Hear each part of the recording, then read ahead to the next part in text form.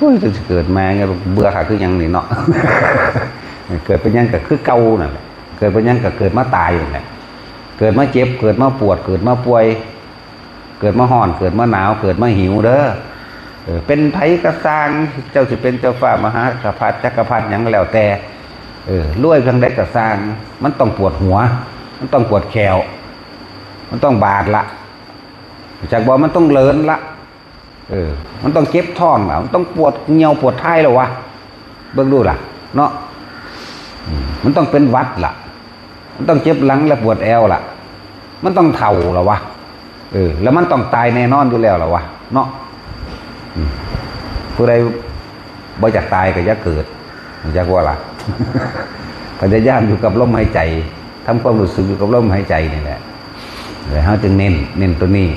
สำหรับคนว่าสละตัวเองมาแล้วนั่นแหละออกจากบ้านจากเรือนมาแล้วมันอยู่ในหูดังกับของโลดการงานนี่ยังเหตุไปน้ำมูกันอยู่ในหูดังกับกายเหตุจากบ่ร่างกายเหตุแต่ว่าใจอยู่ในล่มไงใจอยู่ในหูดังนะจะแปลใจไปคิดน้ำผู้อื่นยังมาสร้างความผูกพันใหม่ได้ว่าต้องไปห่วงไผ่ใดๆทั้งสิ้นดอกห่วงกันตายคือเก่านั่นแหละกอดกันห้องใส่กันน้ำโรงพยาบาลพ่อแม่ลูกกอดกันอ้อยคือตายใจขาดแล้วอ้อมแขนอ้อมกอดคือเก่าอยู่เดิมเนาะแต่ทั้งสั้นแหละลูกน้อยหาก็เกิดใหม่บรรณาที่ตายเลยมันก็ตายคือเก่าล่ะมันก็ตายเพราะพอมันเกิดอุ้มโออยู่ในคนตายแมงคือเก่านั่นแหละแม่ตายก่อนก็มีตายหลังก็มีเห็นมั้ยนั่นแหละแม้นว่าพวกเจ้าสิเดินปัญญาแบบได้กระสร้างไปแต่ว่าปัญญาเนี่ย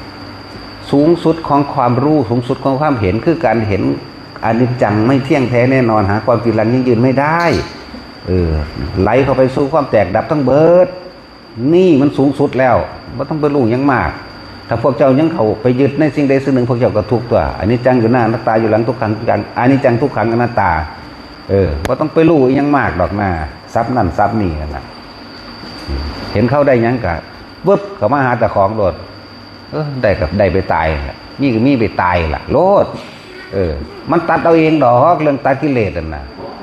มันไม่ต้องไปว่าสังโยชน์นั่นนี่ก็ได้ดอกหู้แค่นิจจังอนัตตาเนี่ยนิจจังทุกขังอนัตตาผู้ใดยึดผู้นั้นถูกโลดนี่แหละยอดปัญญาเหตุและปัจจัยทั้งหลายแห่งความทุกข์อนิจจังอนัตตานั่นแหละเหตุปัจจัยทั้งหลายแห่งความทุกข์เพราะว่าสิ่งนี้มีมันจึงมีสิ่งนี้มันจึงมีทุกข์พอมีความเปลี่ยนแปลงพอมีความเกิดขึ้นแล้วก็เปลี่ยนแปลงแล้วก็ดับไปมันก็เลยทุกข์มันทุกข์เพราะว่าหยังบัดนี้ทุกข์เพราะว่ายึดถ้าบ่ยึดมันก็บ่ทุกข์ถ้าบ่ยึดมันก็บ่เกิดเท่านั้นแหละมันยึดมันก็ยอดอยู่นี่นึงเด้นั่นแหละยอดมันอยู่นี่เพราะว่ามันต้องแสวงหายังอีกมากมายหรอกความรู้ความเห็นยังก็ตามเห็นอนิจจังเห็นอนัตตานี่แหละจบละเห็นเขาได้หยังมามันเซ่ออยู่เด้มันบ่ได้ไปคิดไปนึกอยากได้คือเขาเด้มันอยู่ทั้งสั่นอีหลีเนี่ยได้ยินเขาเว้าเรื่องใดมันก็บ่ได้ตื่นเต้นเป็นตะย่านน้ำไผเด้มันซื่อๆอยู่เพราะมันรวบลงบ่แห้งแล้วเด้รวบลงบ่เที่ยงแท้กับแตกดับล่ะจบล่ะตายล่ะตอนนั้นนึงเด้มันก็ซื่อๆความรู้สึกบ่เกิดเด้แต่ผู้ใดคิดนึกความรู้สึกก็เกิดอยากได้คือเขาอยากเป็นคือเขานั่นแหละถ้าสิคิดเรื่องอนิจจังทุกขังอนัตตาโลดมันทุกอย่างมันย่อมมีเหตุมีปัจจัยทั้งหลายมันเป็นหยังจังเป็นอนิจจังมันเป็นหยังจังทุกข์มันเป็นหยังจังอนัตตามันเป็นหยังจังอนิจจังมันเป็นหยังจังอนัตตาเพราะว่ามันมีการเกิดเพราะว่ามีความอยากแน่กูต้องบ่อยากเท่านั้นตัวทั้งความคิดกับบ่อยากนอกนั้นก็หาเครื่องอยู่เครื่องหล่อความคิดบ่ให้มันคิดไปตามความเคยชินของมันตาหูจมูกลิ้นกายรูปเสียงกลิ่นรสสัมผัสกระทบความเคยชินคือคิดนึกปรุงแต่งในความอยากใดอยากดีอยากมีอยากเป็นนั่นเองบัดนี้เฮ็ดให้มันไม่ชินอยู่ในหูดังนี่มั้ยลมเย็นๆอยู่ในโพรงจมูกเย็นขึ้นไปหาสันจมูกสุดลมแล้วมันก็ปล่อยออกของมันเองเอาไปมาเฮาเลยเป็นผู้รู้ลมเฉยๆตอนแรกก็กำหนดรู้ซะก่อนละเว้ยเห็นไปเห็นมาเลยรู้แต่ลมเลยเห็นแต่แค่ร่างกายหายใจว่าล่ะ